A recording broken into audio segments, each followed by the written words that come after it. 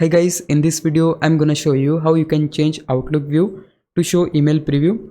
It's quite easy. Right now you can see I'm not able to get any preview of email here.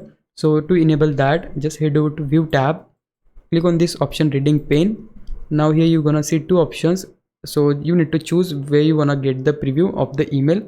It could be at the right side and it could be at the bottom. If I choose this option bottom, I'll able to get the preview just here at the bottom. Choose the email whose preview you wanna get. If I click on that, and yeah, this is the preview of the email. You can scroll out throughout this list and choose the one whose preview you wanna get.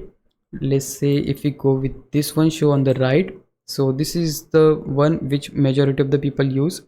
If I click on the email, I'll able to get the preview on the right side. So yeah, that's it. This is exactly how you can get the preview of the email in Outlook. If you found this video helpful, please leave a like, subscribe the channel. I'll meet you in the next one. Bye bye.